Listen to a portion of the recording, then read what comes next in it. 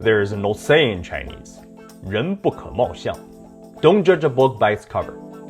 Unfortunately, our main character today, Zhong Kui, is famous for being judged by his looks. The judgment made him kill himself and become one of the most well-known names in Chinese mythology. I'm so excited to share with all of you that I know about Zhong Kui as a Chinese so we can enjoy it all together when the game is actually out in 200 years.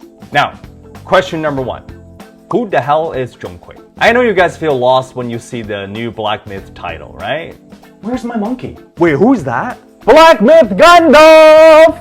I understand that you don't understand, but this is my reaction as a Chinese guy seeing it. Zhong Kui!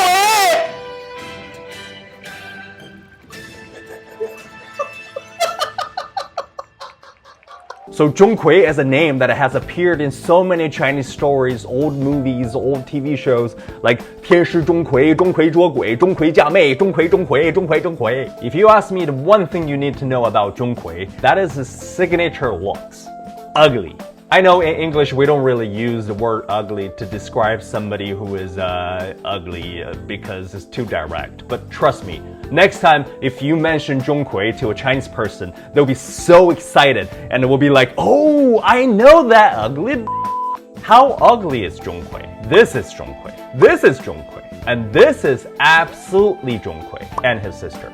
Apparently, Zhong Kui's mom has completed the mission impossible. As you can see, Zhong Kui is normally considered as this crazy-looking feature in almost all visual materials in China. He's so ugly that Chinese people put his posters in front of our doors to keep the bad luck away from the house. And he's so ugly that even ghosts are scared of him. But to your surprise, he's actually a smart guy. In our mythology, he won the championship of Chinese national exam, which was supposed to change his life forever, right? But he's so ugly. At the final interview, the emperor saw him and decided to cancel everything he earned.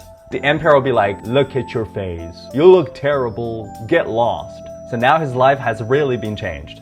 In a bad way. He couldn't stand such a humiliation, so he ran into one of the pillars and killed himself. What a man. Here's an FYI. In Chinese mythology, when you die, you go to underground realm and become Gui, which is different from the Yao Guai in Black Myth Wukong. Yao Guais could be considered as a result of a reformation from animals to human, like the sheepman in Narnia. Gui is more similar to the concept of ghost, like the scary existence we become in our afterlife. So when Zhong Kui died and became Gui, he had to face the emperor of the underground, who had the right to determine which layer out of the 18 in the underground hell Zhong Kui is supposed to go to. Zhong Kui once again got judged by his looks. The underground emperor will be like, look at your face.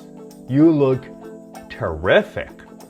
Perfect example of a qualified Gui. Why don't you take the position of catching all the wandering evil Guis in the living world? Because you know, you look just like them, even in your human form. That makes perfect sense. No other ones will win the beauty contest of all Death Eaters in Harry Potter but Voldemort, right? Nah, you know I'm just joking. Zhong Kui becomes the king of all Guis because the underground emperor pities his unfair death and admires his talent as a championship winner. So this is where Zhong Kui becomes Zhong Kui, the king of all Gui. Now, if we look at the appearance of Zhong Kui in the Black Myth Zhong Kui trailer, the fan in his left hand represents his intelligence and integrity. The sword those two Guis carry for him represents his power of ruling all Gui. And his ugly face. Is it really ugly? I think this look gives more of a strict vibe that fits perfectly with this title. The ghost-catching god wanders between hell and earth.